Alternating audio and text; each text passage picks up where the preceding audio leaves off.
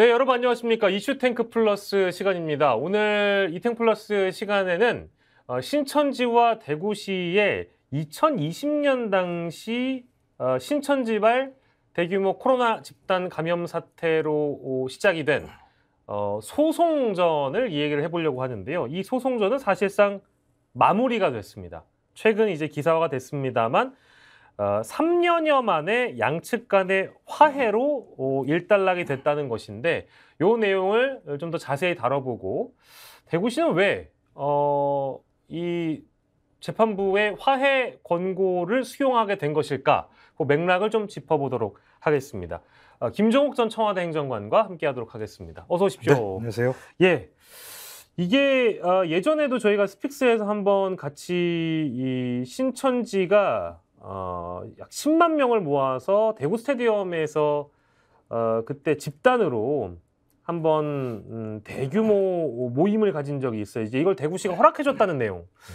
이거를 다루면서 대구시와 신천지가 사이가 썩 좋지는 않은데 재판하는 와중에 이거를 허락을 해줬네? 대구시는 왜 이걸 허락해줬을까? 뭐 이제 이런 얘기도 저희가 해보면서 대구시의 시정을 담당하고 있는 홍준표 시장을 비판하기도 했었고요. 근데 또 새로운 소식은 제가 방금 요약해드린 것처럼 화해를 했답니다.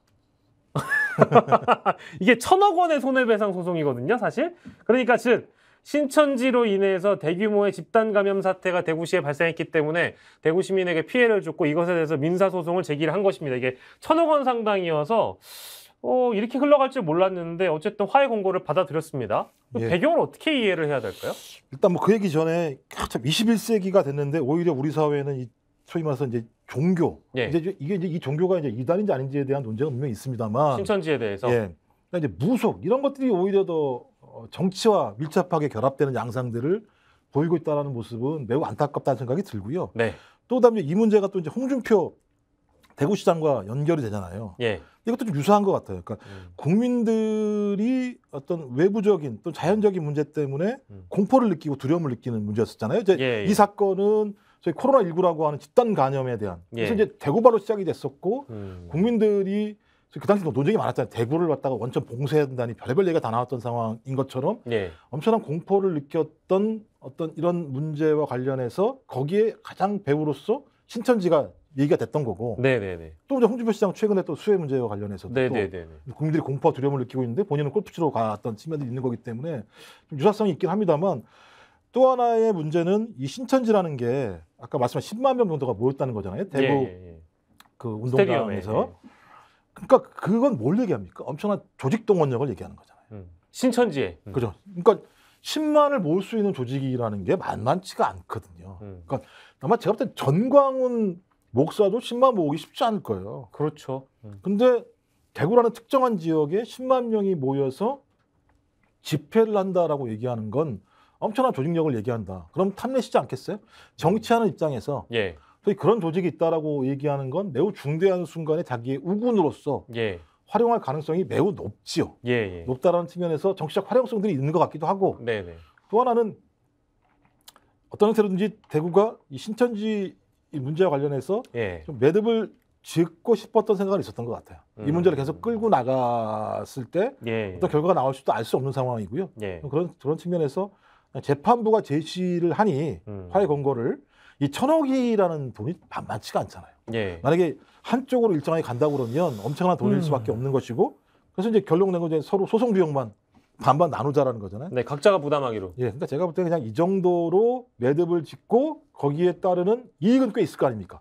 소송을 계속 진행했을 때 나와야 될 어떤 비용 이런 것들을 감안했을 때 이 홍준표 대구시장에게는 남는 장사일 가능성이 되게 높다. 그리고 과거의 선례를 보게 되면 무슨 전당대회 같은 경우를 할 때 신천지 동원선들이 꽤 많았었잖아요. 사실 확인은 안 됩니다만. 그러면 만약에 신천지에 있는 교인들을 적어도 4, 5만 명 정도만 만약에 정치적으로 활용할 수 있다고 치면 누구든 신천지랑 손을 잡고 싶은 생각을 뿌리치기가 어려운 측면들이 분명히 있겠죠. 이건 뭐 다 추정입니다. 추정입니다.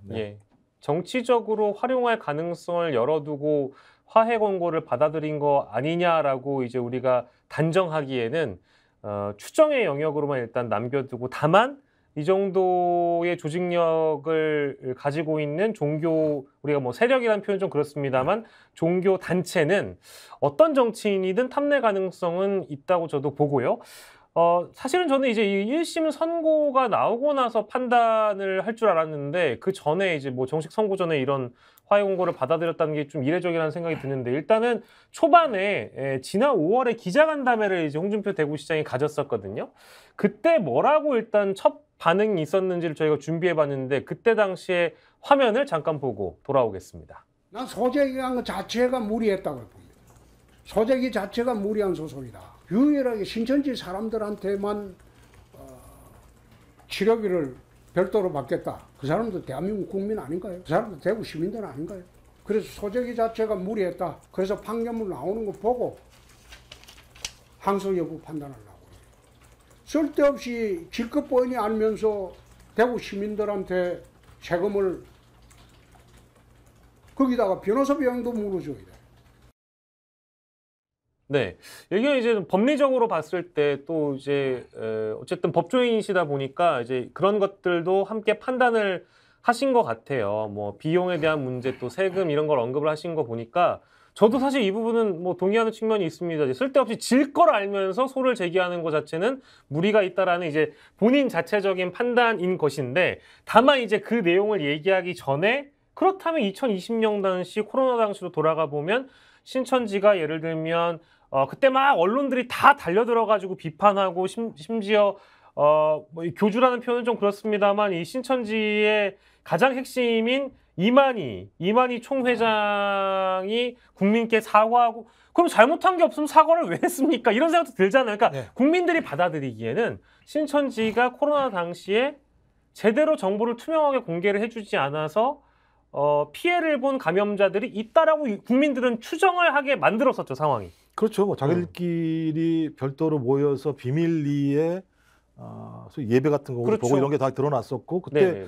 정부에서 말렸던 부분들은 정부가 허락하지 않는 모임들을 하지 하지 말라고 마라. 분명히 얘기를 했었기 때문에 예. 그것이 아무리 종교의 자유가 있다고 하더라도 국민의 생명 문제와 밀접한 연관이 있기 때문에 예. 그 당시 여론에서는 지자체나 정부가 뭔지 다 해야 되는 상황이었어요. 예. 그래서 이제 아마 소송까지 다 걸었다는 생각이 드는데, 이제 문제는 그거죠.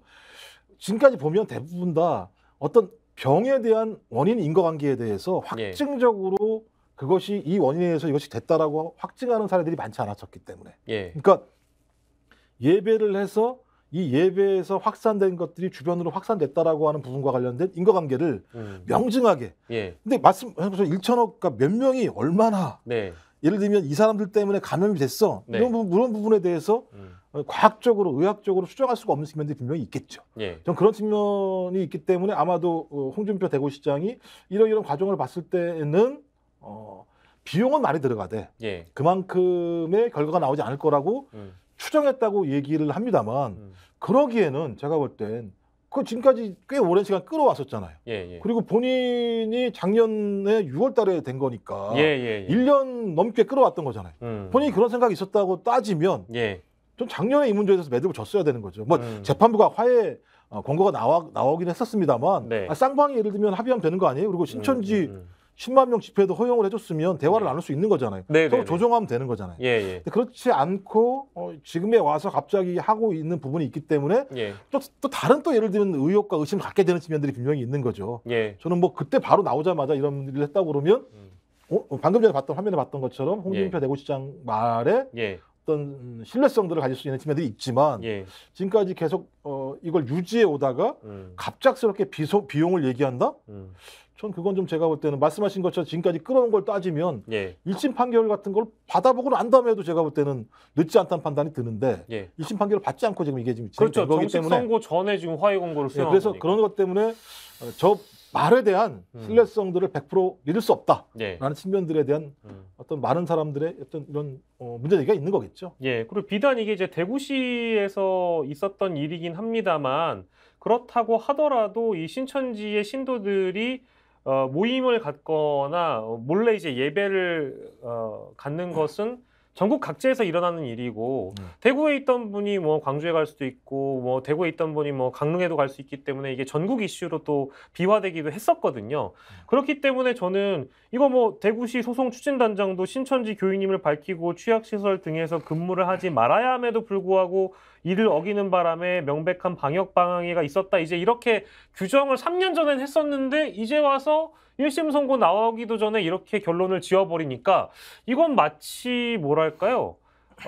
이 소송에 제기한 주체가 갑작스럽게 신천 잘못이 있다고 규정한 어떠한 종교단체를 잘못이 없다고 봐주는 격이 되어버린 것 같아서 이걸 대구 시민들 내지는 국민들이 바라봤을 때 신천지를 그렇게 받아들일 수 있겠는가? 그거 잘못이 없었지. 뭐 굳이 소송까지 할 필요는 없지. 이렇게 받아들일 수 있을까라는 의문점이 저는 그냥 상식적으로 든다는 거죠. 그러니까 저 생각도 그런 거죠. 그러니까 종교적 행위 때문에 사회적으로 거대한 문제가 발생했을 때 여기에 대한 책임을 어떻게 질 것인가라고 하는 중요한 사례 중에 하나 아니겠습니까? 네네. 앞으로도 마찬가지입니다만 코로나19라고 하는 게 일시적으로 한 번에 끝나는 게 아니라 예. 반복적으로 이런 감염병들이 대체로 보니까 5년에 한 번씩 오더라고요. 크게 올 때도 있고, 그러니까 코로나19처럼 되게 예를 들면 사망률은 낮습니다만 옆으로 이제 퍼지게 되는 이런 전염성들은 강한 경우도 있고, 또 어떤 경우는 전염성들이 낮지만 치사율이 높은 경우도 있고, 근데 이게 5년마다 한 번씩 왔다고 그래요. 앞으로도 마찬가지겠습니다만 코로나19와 유사한 상황이 한 사람이 만약에 100년을 산다고 치면 20번 정도를 맞게 되는 것이고, 그중에 코로나19와 같은 것들 대여섯 번을 맞을 수도 있는 거 아니겠습니까? 그랬을 때 이런 종교적인 집단 또는 어떤 모임들이 국가 정부의 지침과 다르게 행동을 해서 감염이 확산됐을 때 어떻게 할 것인가에 대한 기준과 규범이 분명히 있어야 돼요.